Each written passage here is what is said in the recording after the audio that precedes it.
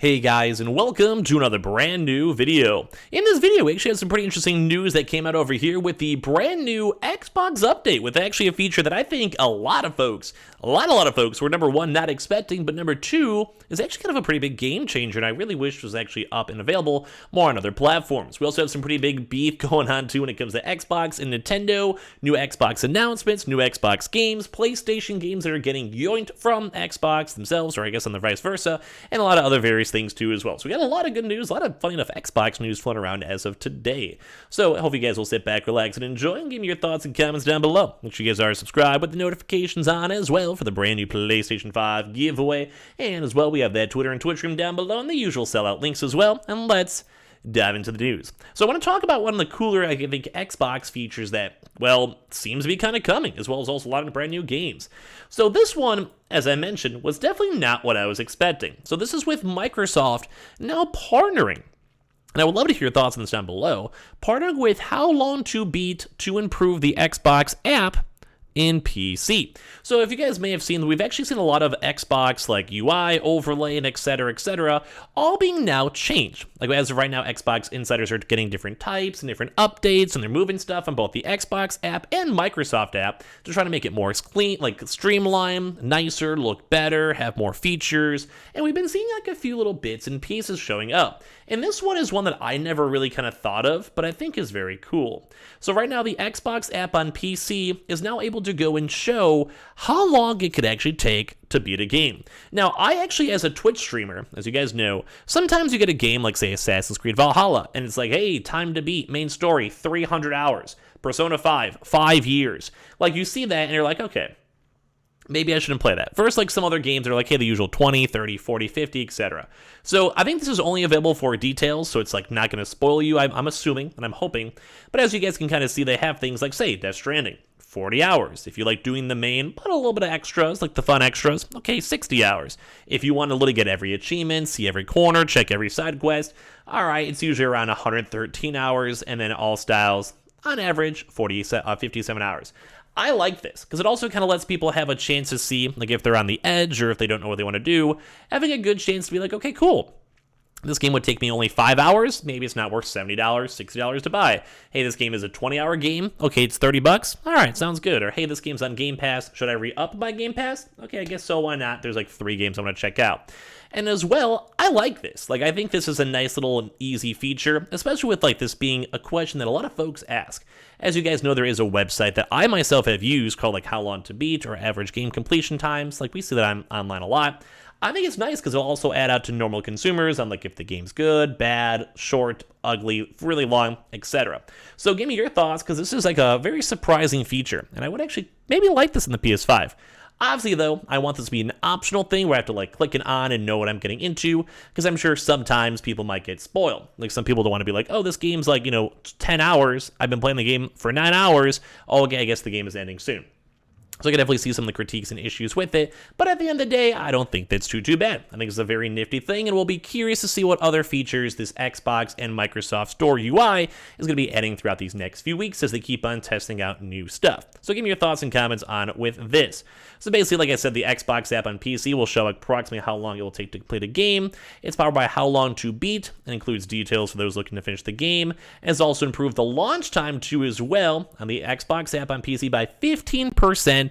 And just did some good general updates. Now, I always complain that the Microsoft app is awful, like the Microsoft Store app and Xbox app is awful, so any brand new updates makes me happy to see. And we have been seeing a lot more other various things too as well. So really cool. You guys probably got most of this from like what I showed you guys on this too as well, but it is kind of nice to see that they're also been addressing a lot of crash issues on all these different apps, especially on PC, and they're also optimizing stuff quite a bit more. Now, as well, if you guys kind of missed it too, there actually was a really random Xbox ID showcase. And there also is another Xbox showcase, I believe, tonight at like 3 in the morning, 4 in the morning. It's awful. So we actually had like a lot of brand new little indie games. This was like a really predominantly indie-focused Xbox showcase of events. And if you missed, it's typically meandering reveals. You can check out everything that put on appearance too as well. So these are not like big major games, so I'll go through it kind of quick. But they have like Avile over here, Born of Bread, Homestead Arcana, They have all these all games I think should be coming up on Game Pass too as well. Song of Iron 2, Turnip Boy Robs a Bank, which I just want to show you guys this like really like it's just some of these games are kind of goofy and kind of cute. Definitely more, if you guys care about indie stuff, this is pretty much a little bit more higher up there for you guys. Like indie cutesy type style games, it might be fun multiplayer games, etc., etc. Like Call of the Wild, I've heard of this game before with like you're fishing and hanging out with the boys, you know, like they have like some more intriguing games though, like such a Ghostbusters game too as well. If you guys want to see some of this one, Spider Hack 2, which this game kind of reminds me of just like those fun, goofy, like two-player games you can play with folks too as well. Cities Skylines, Plazas, and Promenades, Shoulders of Giants beta announcement too as well. Like a lot more predominantly indie games. Metal Hellsinger has been kind of moving around a lot in terms of it being kind of a popular Doom-style type game with a lot of music based on that too as well. Moonscar, You Suck at Parking, which I'm actually kind of hyped up for. This kind of just seems like a fun little goofy game to mess around with, like puzzle / challenge / rage game 2, amazing cultivation simulator, just a lot of various games too as well. Like, just a lot of indie, but these are all going to be available up on Game Pass, if you guys are curious on this one. Valheim, which is actually, I think, a lot of folks would be very, very hyped up for, in my opinion. Very good multiplayer game coming on September 29th, and that's just kind of pretty much all of that coming out. But the one bigger bread and butter for all this one is going to be on the Tokyo Game Show, which is, I believe, coming out tonight / tomorrow morning. So we had the Nintendo conference with Breath of the Wild. We had the PlayStation one with more God of War and a few other various things obviously tied in with those. But now we finally have Xbox's turn. I do believe this is supposed to be more of like an official, like bigger Xbox event itself, so keep that in mind. So, in case you guys are curious with this, they will be coming out tonight, and I believe at 2 a.m. Pacific Standard Time. So that'd be 3 a.m. Mountain Time Zone, 4 a.m. Central, and 5 a.m. EST.